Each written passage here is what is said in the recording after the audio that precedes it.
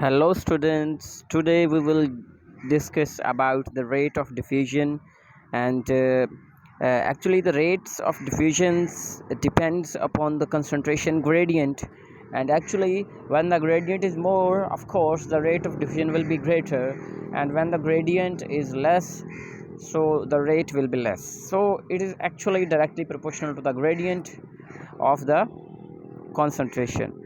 So let's start reading rates of diffusion. We can discuss the molecules and ions in the liquids and gases move around haphazardly or randomly using kinetic energies. The speed with which a substance diffuses through the cell wall or cell membrane will depend upon the first of all the concentration gradient, secondly temperature, and many other conditions including the distance, the difference between the concentration inside and outside. This is actually the gradient, the size of its molecule, and the ions or the surface area across the diffusion actually. So there are a lot of things: temperature, distance, and concentration gradient or size of the molecule or ions, and the surface area. So let's start with the surface area. So if 100 molecule diffuse through 1 mm square of the membrane in 1 minute, it is reasonable to suppose that any area of 2 mm square will allow twice as many through in the same time. So it is obvious, if 100 molecules are moving from the 1 mm square area, then the 200 molecules will move into the 2 mm square area that will be the twice. Thus the rate of diffusion into the cell will depend on the cell surface area. Greater the surface area, faster is the total diffusion. So we can say it is actually rate of diffusion is directly proportional to area. So we can see here, for the purpose of absorption, it is the area of the small intestine containing the villi and microvilli.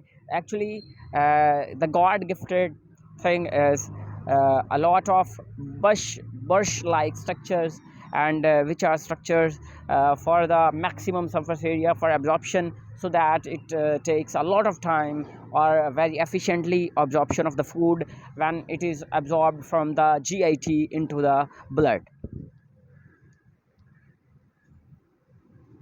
So the shape of cell will also affect the surface area. For example, cell in 3.4a, this is the you can see the horizontal and the longitudinal cell, and this is the rectangle like cell.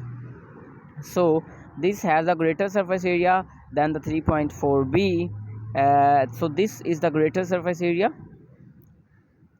and this is the smaller surface area, so rate of absorption will be greater in this cell as compared to this cell.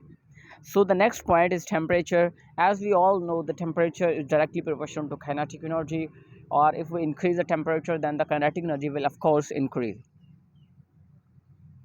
So we can say increase in temperature causes an increase in the kinetic energy, and this will help our molecule will move faster, so the process of diffusion speeds up. So the next point is a concentration gradient. It is very important concept. It is also directly proportional. Temperature is also directly proportional. Surface area is also directly proportional. So all the factors affecting the rate of diffusion up till now are directly proportional to the rate of diffusion. So bigger the difference in the concentration of substance on either side of the membrane, faster it will tend to diffuse. The difference is called the concentration gradient or diffusion gradient.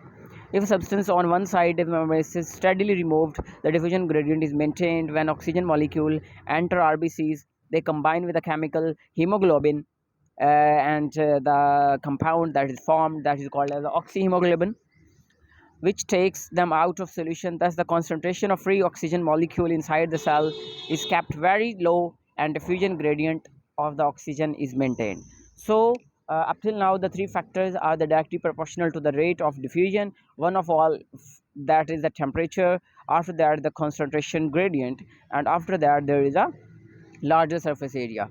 So the next is the distance actually.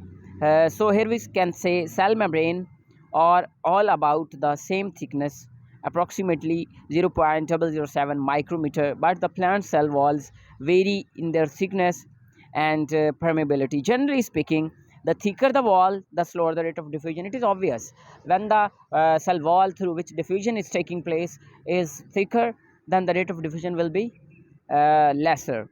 So we can say the distance of the wall of the cell membrane, or the distance thickness, actually we can say the distance or the thickness of the cell wall or the cell membrane is inversely proportional to the rate of diffusion.